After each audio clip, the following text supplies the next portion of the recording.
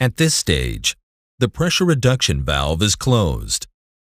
The P1 pressure gauge shows that the valve's upstream pressure is high, while the downstream P2 pressure gauge indicates that the consumer supply line is empty.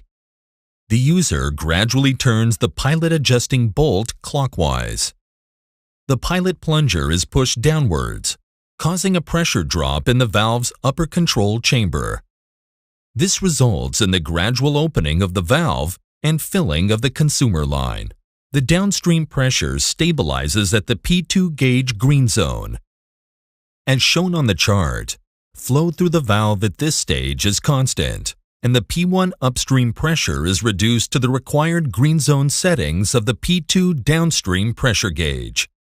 When consumer water demand is reduced, the pilot responds immediately. The plunger moves slightly upwards, the pressure in the upper control chamber increases, and the valve closes slightly. The valve's operation stabilizes, and as shown on the chart, the downstream P2 pressure line remains stable during a drop in the flow, while the P1 upstream pressure increases. Additional reduction in consumer demand results in additional increase of the P1 upstream pressure and further reduction of the system's flow.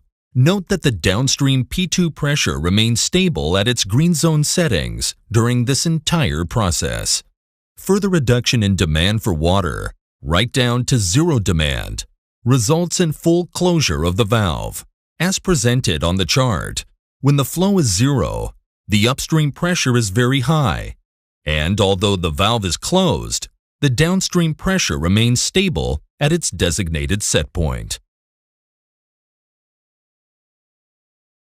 When demand increases again, the pilot responds relative to demand level.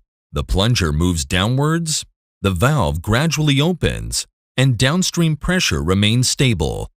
On the chart showing increased flow, upstream pressure drops, while P2 downstream pressure remains in its green zone at set point level.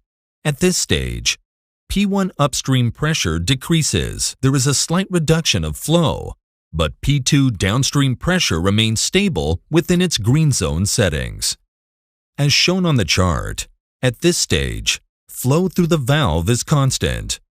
P1 upstream pressure is reduced to its regular green zone settings, and P2 downstream pressure remains stable. In the event of a major drop in upstream pressure, the valve opens fully in order to supply the maximum possible pressure to the consumer pipeline. In this way, the valve ensures continuous water supply, even if pressure is below the desired level. When upstream pressure rises again, the valve responds by gradually closing slightly, thus maintaining P2 downstream pressure within its green zone settings. As shown on the chart, the valve maintains a constant downstream pressure, even when the upstream pressure rises to a very high level. As illustrated in this film, the Bermad pressure-reducing control valve reduces higher upstream pressure to lower constant downstream pressure, regardless of fluctuating demand or variations in upstream pressure.